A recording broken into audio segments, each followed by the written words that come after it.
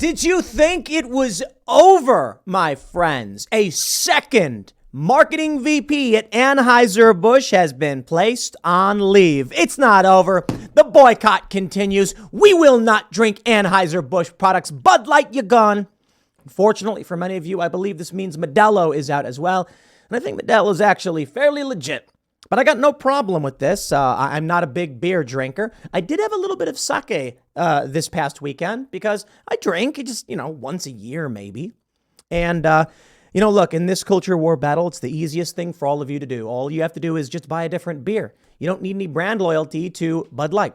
The beer the beer for people who don't want to drink beer, but want to drink a lot of it. There you go. Hey, let me try it again. The beer for people who don't want to drink beer, but want to drink a lot of it. I love that one. So here we are. Wow. It's Monday. Second Anheuser-Busch marketing executive on leave of absence in wake of Dylan Mulvaney ad backlash. A replacement for Daniel Blake, the vice president for Anheuser-Busch's mainstream brands, has not been announced. They straight up removed 2 people. Wow. Talk about a slam dunk on this one, ladies and gentlemen. And boy, are the leftists freaking out. But there's more news, too. Dylan Mulvaney has not posted to TikTok in about 3 weeks, 2.5 weeks so far. Now, look, I want Dylan Mulvaney to be happy, to be healthy. I hope Dylan Mulvaney is getting the help they need. And I want to stress this point right now. Dylan Mulvaney needs help. I'm not saying it to be mean. I'm not saying that as a kind of dig or an insult like you need help. No, I'm saying quite literally, please, if you're listening and you know this person, please make sure they are receiving help.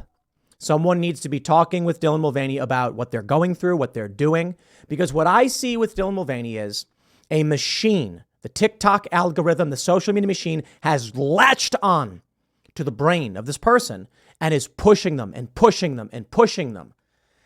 And this person needs some loved ones to bring them back to earth and make sure that they're safe. And I mean that sincerely. I hope Dylan Mulvaney finds happiness through all of this. The issue is, I'll put it this way. I don't like Dylan Mulvaney. I don't know Dylan Mulvaney personally. This is purely professional. Dylan Mulvaney may be the nicest person when you meet them in person, and maybe they would hold the door for you and buy you a coffee. But professionally, Dylan Mulvaney represents the algorithmic crisis to an extreme degree. Making money off of and profiting off of what these machines are doing. And it is the banality of evil, the exploitation of the algorithm for personal gain, whether they know it or not. But here's the news. Before we get started, my friends, when you go to timcast.com, click that menu button, click that join us button, become a member to support our work directly. We work off of your direct support. We do have sponsorships, but we decided to sponsor ourselves. That's why we launched Cast Brew Coffee.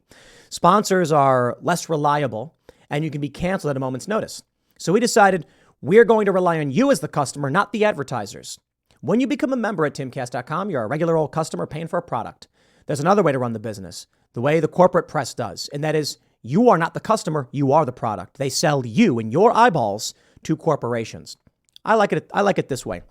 I'm not going to be beholden to an Anheuser-Busch. When they buy ads on our content and we get paid, but then they come to us and say, oh, you better not. I don't want to play that game. Become a member. I think YouTube gets it. One of the big stories of the past week was the purge of videos relating to this subject matter. Well, it's not going to stop because you will not censor us into silence. But a bunch of people, Matt Walsh got demonetized. The Quarterings, Jeremy Hambley had videos taken down.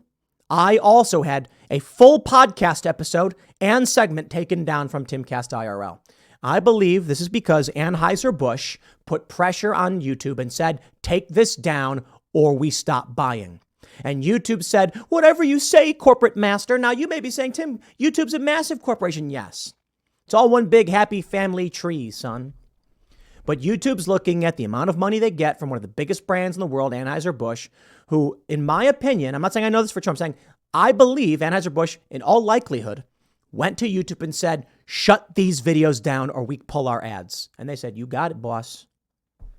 I don't play that game. Become a member at timcast.com. Here's the news. Two marketing executives from Anheuser-Busch are now on leaves of absence as the backlash over the company's sponsorship of transgender identifying social media personality Dylan Mulvaney continues. News broke on April 21st that Bud Light's vice president of marketing, Alyssa Heinerscheid, would step away from her position as a result of the outrage and boycott. Anheuser-Busch announced on April 24th that Daniel Blake, who leads the marketing efforts for the company's other brands, including Budweiser and Bud Light, has also gone on leave. Woo! Ha! Blake, who is based in New York, was promoted to group vice president of Anheuser-Busch's mainstream brands in May 2022, according to his LinkedIn page. Before that, he was group VP of marketing for Budweiser and value brands per the Daily Mail. 2 months ago, he announced a new era for Bud Light as he shared an article about the beer's sophisticated decision to feature a female main character in its Super Bowl ad. And now you're gone! Ooh, get woke, go broke! Prior to striking a deal with Mulvaney, Heinerscheid told the Make Yourself at Home podcast in March that her job was to update the Bud Light brand and specifically to move away from what she called its fratty associations. I'm a businesswoman. I had a really clear job to do when I took over Bud Light. This brand is in decline. It's been in decline for a really long time. And if we do not attract young drinkers to come and drink this brand, there will be no future for Bud Light, said the Harvard graduate per National Review. Except the brand wasn't in decline. I mean, all of these leftists came out and said, Budweiser's doing better than ever. Really? We had this hangover. I mean, Bud Light had been this fratty kind of out of touch humor, and it was really important that we had another approach. Mulvaney, who is known for discussing changing genders on TikTok, appeared in an advertisement video for the beer, sitting in the bathtub filled with beer cans. I think at this point, y'all know this already. Former global vice president of Budweiser, Todd Allen, has been tapped to take over for Heinerscheid. A replacement for Blake has not been announced. Anheuser-Busch works with hundreds of influencers across our brands as one of many ways to authentically connect with audiences, blah, blah, blah. Dylan Mulvaney is not authentic in any respect. It is the most manufactured plastic algorithmic manipulation we've ever seen. There is a reason why this struck a chord. There have been many instances where big brands have done pride ads and drag ads. Bud Light apparently had an ad with drag queens before. Nobody cared. Nobody cared. The issue is Dylan Mulvaney is one of the most shockingly offensive individuals. Let me tell you why. I mean, you've heard me say it before, but not only is Dylan Mulvaney mocking women, but Dylan Mulvaney is mocking trans people. I know people on the right, conservatives, are less persuaded by that. Oh, I don't care. I see conservatives coming out, looking at Dylan Mulvaney and saying, is this what trans people are? And my response is always like, no, it's not. You can't highlight the worst element and say all. I don't like that. I've never liked that. I think about the individuals. Now, you may see a pattern in certain behaviors among certain ideologies. That's why I think it's important to draw the distinction between what we're dealing with. Dylan Mulvaney is promoting gender ideology, not gender dysphoria treatments. It starts here. A person suffers from gender dysphoria, meaning they look in the mirror and they see the wrong body and they feel distress and anxiety. We want to alleviate that. People offer up several options. The treatment some people suggest is transition, meaning you can't actually become female or male depending on where you are, but you can change your body through surgery and hormones to better suit what you think will alleviate the issue. And I think there's challenges here. Some people who believe they're suffering from gender dysphoria aren't actually. It's general body dysmorphia, and the gender transition actually doesn't alleviate those symptoms. Thus, you may just make the problem worse. Worse still, some people promote these ideas based on leftist ideology and not actual dysphoria. This is the issue with Dylan Mulvaney. I don't think the problem is solved. I think it's made worse when you promote individuals like Mulvaney. So we have this. Dylan Mulvaney's TikTok. I heard that Dylan was radio silent. And sure enough, it's true. When I pull up this video from Dylan Mulvaney, the last one was from April 7th. That's it. Dylan Mulvaney has not posted since April 7th. Now, if you go back, Dylan Mulvaney was posting fairly regularly on the 5th, on the 4th, on the 2nd, just tons and tons of videos all day after day after day. And then since the start of this controversy, Dylan Mulvaney has not posted anything. Here we got one. It's from Wall Street Silver. Bud Light. We made a dumb move and cost millions of customers and lost millions of customers and billions in revenue. Fox News. Hold my beer. Woo. Look at the news there trending on the right. Tucker Carlson, 586,000 tweets. Effective immediately, 19,200. Jon Stewart and Gutfeld are trending. It's very interesting. Now, a lot of people are wondering where the boycott's at, so let me show you. Anheuser-Busch, as of today, is up. Let me refresh this to make sure we're fresh on that number. Anheuser-Busch is up 0.36%. They have not yet completely recovered, but they are recovering. So let me show you. In the past 5 days, they're up 1.69%. We can see on the 19th, they jumped. Let me tell you why this may be. Because they fired these two people. I suspect that the termination of this, I shouldn't say fired. They placed these individuals on leave, according to several reports. I believe those moves indicate the stock will likely go up. Now, at its peak, Anheuser-Busch was resting at $66.73 USD, and they're currently sitting at $65.74. They are still down quite a bit, just about $1 from their stock. So not the worst. And since the start of the month, they're up 5.73%. In the past 6 months, they're actually up 40%. This boycott blip, it was a dip. They were doing well, and they're slowly coming up. I'll tell you why. They're expected to go up no matter what, especially with the mass printing of money. It will go up. But that all being said, taking these two people who are presumably responsible for the Dylan Mulvaney fiasco and then placing them on leave sends a signal to investors, many of whom do not care about the Dylan Mulvaney fiasco. This will not happen again. The people who caused the problem are out. It is now safe for you to invest. Okay. I got to be honest. I may find that acceptable to a certain degree, but I'm not completely sure. I want that apology. I want Anheuser-Busch to come out and say, we're sorry. I want them to make that super cut. And I want them to, like from South Park, where they say, we're sorry. We're sorry. I want them to just come out and be like, we're sorry for hiring this person. And that's it. In fact, I might be satisfied by this. If Budweiser came out with a statement and they said, the marketing VPs who are responsible for the sponsorship of Dylan Mulvaney have been removed. We apologize to our customers. We hope this action will, encourage you to, or convince you that we're sincere and we really do want back your business. Well, I doubt they'll do it. In the meantime, first it was Whoopi Goldberg. Now it's John Oliver. Not that I care about John Oliver's fake opinions, but here's what the story is from The Independent. John Oliver has called Budweiser's response to the transphobic backlash, transphobic, called it a huge misfire. Anheuser-Busch released a statement, blah, blah, blah. Soon after, blah, blah, blah. They, last week tonight, John Oliver called it equally empty. There is both nothing and a lot going on there. They are clearly so afraid of offending anyone. Shots of a horse running through the plains and remember 9/11 feels less like an ad and more like the results of feeding an AI program the prompt, America Freedom, I'm sorry. He's right. I agree with John Oliver. Seriously. This feels like a huge misfire for Anheuser-Busch because when bigots are loudly announcing they don't like your beer because they are bigots, that is an opportunity to say, then our beer is not for you. Yes! John Oliver, you hit the nail on the head with the hammer. Bud Light should tell their market they don't want to sell beer to them anymore so that Bud Light goes out of business, get woke, go broke, becomes a historical moment when the biggest brand in history spat in the faces of their market, spat in their faces again and said, we don't want your business. I love the idea. I love it.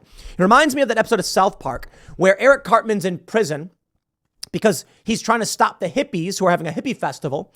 And then they're like, but don't you understand, Eric? All this big rock concert is going to bring a lot of money. And he goes, hippies don't have money.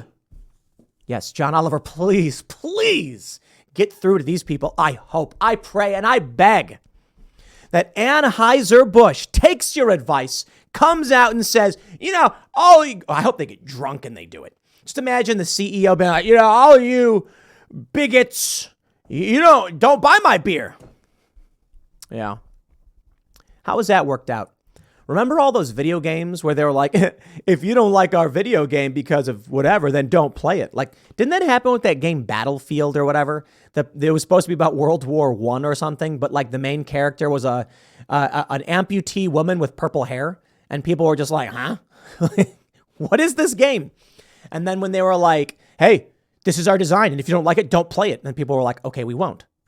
So please, Anheuser-Busch, please, call us bigots. Say you're all bigots. Who's more important, to people who buy your beer or the people complaining about it? Because I'll tell you what, John Oliver ain't buying your beer. This dude's drinking Zima or something. Do they still make Zima? I don't know. Is that what it was called? Zima, right? Do any of you know what that is? Is that a drink? Let me make sure I'm like not making things up. Zima drink. That was a drink, right? It still exists. It is a clear carbonated cooler distributed by Coors Brewing Company. Oh. Well, all right. I guess it still exists. What is that? What is it? What's its flavor? Like, is it soda or something? 1993? Anyway, that's probably what John Oliver drinks. No, John Oliver, I'll be honest. I don't want to rag on Zima. I don't know. Maybe you like Zima. I'd imagine John Oliver for a whiskey guy. I know there's whiskey people being like, how dare you? He has no beard. No, he's the kind of guy who probably goes up to like a New York club and orders an old fashioned or something. And I mean it. I'm not going to play a stupid game where I'm like, John Oliver probably drinks like cranberry vodkas or something. No, he's probably like he gets an old fashioned or something like that. That's what I imagine. Actually, maybe a gin and tonic kind of guy. I don't know for sure, but I doubt he's drinking Bud Light. I don't take him for a beer drinker, to be completely honest. But you know what? Maybe that's what we need. We need these big brands to say, you know what? Let's just lean into this stupid. They say among the high-profile celebrities who boycotted the brand are Kid Rock, Travis Tritt, John Rich did as well, blah, blah, blah. Let's see, following the viral display of transphobic outrage, an old photo of him chilling with legendary drag queen Wanda resurfaced. There's always receipts. We have Kid Joy enjoying a Bud Light next to a drag queen, blah, blah, blah.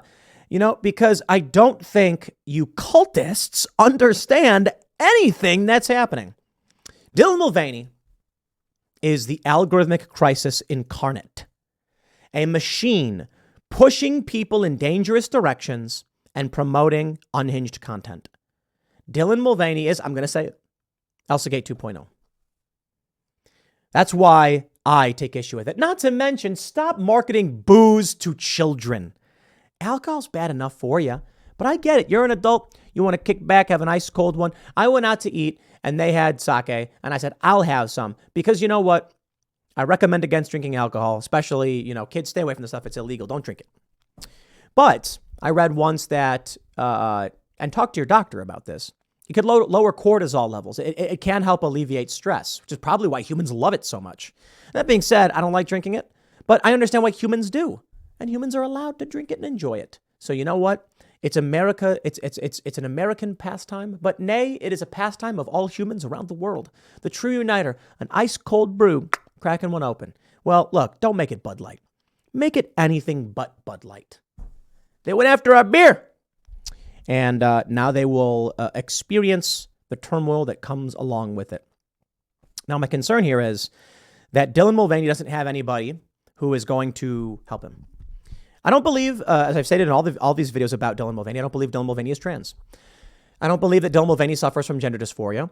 I don't believe that Dylan Mulvaney is experiencing what's called autogynephilia. I believe that Dylan Mulvaney is experiencing a third type of transgender, which is algorithmic. Dylan Mulvaney wants to be famous. That's it. Dylan Mulvaney did that weird 3 or 4 minute dance on Price is Right, screaming at the top of his lungs, and it was horrifying. I'm not exaggerating. If you watch the Price is Right clip, when Dylan Mulvaney wins the showcase, he runs over, and then more than once, he leans forward, puts his arms to his side, and just screams. You can see him, like something's wrong here. This person needs someone who cares about him to tell him to stop. But this is what we get in modern society. Dylan Mulvaney right now is, I think, creating the biggest problem for trans people. There are trans people who are friends of this show that we know and care about and love. They're good people, they're smart people, they're intelligent people, and they mind their own business, and they don't want kids being pushed through this stuff. They don't want schools putting stuff in front of kids. And several of these people I may be talking about, they are in no way represented by what Dylan Mulvaney does. Dylan Mulvaney has put on a performance which presents the image that trans people are insane. And I know there's a lot of people on the right who are like, no, it's because they are. I'm a traditional liberal.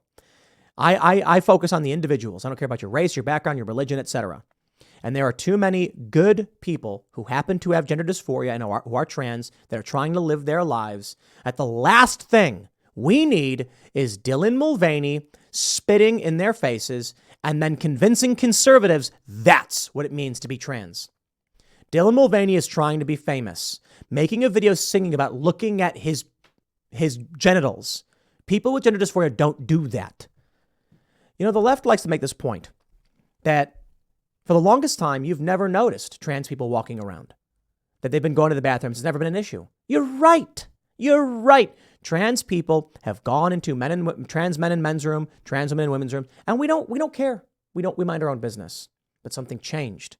People like Dylan Mulvaney came out masquerading in this way, ideological gender ideology, and AGP people, and AAP, autoandrophilia, it's the inverse, it's women who want to be men, who are aroused by it.